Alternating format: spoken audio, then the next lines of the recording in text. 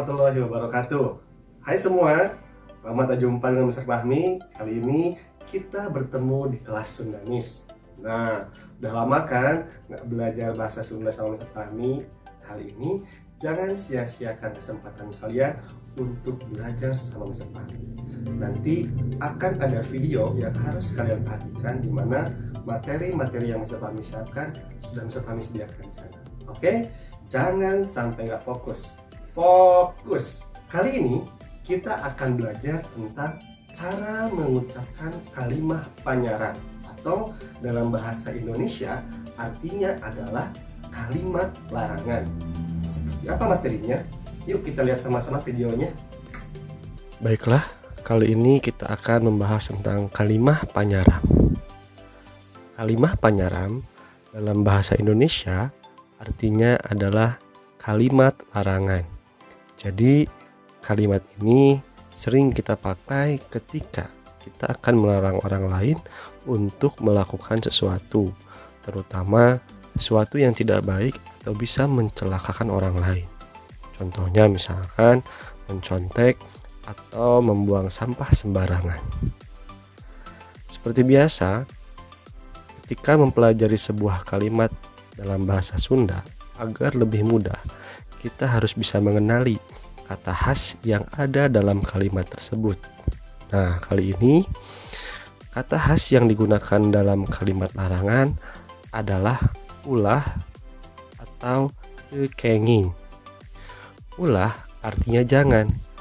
Biasa digunakan ketika kita berbicara kepada teman atau orang yang seumuran, di mana istilah ini disebut juga bahasa loma. Sedangkan kata lainnya adalah tekenging. Tekenging artinya tidak boleh.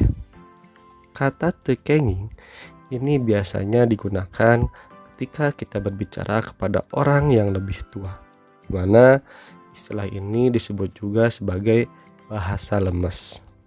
Nah, lalu bagaimana ketika kedua kata tadi kita ingin jadikan ke dalam bentuk kalimat?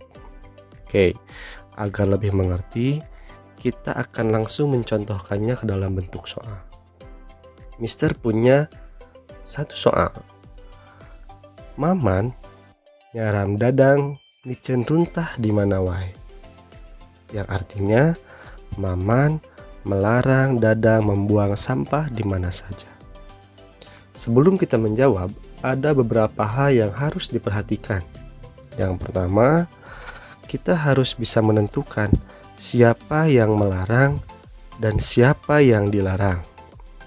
Pada kalimat tadi, orang yang melarang adalah Maman, sedangkan orang yang dilarang adalah Dadang. Jadi, nanti yang akan kita sebutkan dalam kalimat adalah Dadang sebagai orang yang dilarang. Kemudian, yang kedua adalah pola kalimat larangan atau susunan kalimat larangan. Dalam membuat kalimat larangan, kita akan memulainya dengan menyebutkan siapa yang dilarang. Kemudian diikuti dengan kata khas, lalu yang terakhir disebutkan hal apa yang dilarang. Nah, yang ketiga yang harus kita perhatikan adalah kata khas yang akan dipakai. Pada soal yang tadi, Maman dan Dadang dianggap seumuran karena saling menyebutkan nama. Biasanya, ciri jika orang yang diajak bicara adalah orang yang lebih tua, akan terdapat kata bapak, ibu, aa, atau teteh. Nah, di sini Maman dan Dadang dianggap seumuran, jadi kata khas yang akan kita pakai adalah kata ulah. Oke, setelah kita tahu hal apa saja yang harus kita perhatikan ketika membuat kalimat larangan, nah sekarang kita sama-sama jawab soal tersebut. Yuk kita lihat lagi soal yang tadi. Ini dia. Maman nyaram dadang micen runtah di mana wae, yang artinya Maman melarang Dadang membuang sampah di mana saja. Nah, kira-kira apa yang harus Maman katakan kepada Dadang? Nah, untuk menjawabnya sesuai yang tadi diarahkan, kita buat pola urutan kalimatnya. Nah, yang pertama kita sebutkan dulu siapa orang yang dilarang. Di sini yang dilarang adalah Dadang. Yang kedua, kata khas yang dipakai yaitu ulah. Yang ketiga, hal yang dilarang yaitu micen runtah di mana wae. Nah, setelah itu yuk kita gabungkan menjadi sebuah kalimat. Jadi jawabannya adalah Dadang ulah micen runtah di mana wae.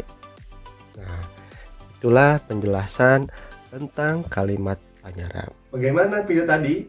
Sudah dimengerti? Materinya sudah dipahami? Nah, kalau sudah dipahami, jangan lupa untuk mengerjakan tugas-tugasnya ya. Dan jangan lupa untuk subscribe, like, dan komen channel ini. Assalamualaikum warahmatullahi wabarakatuh.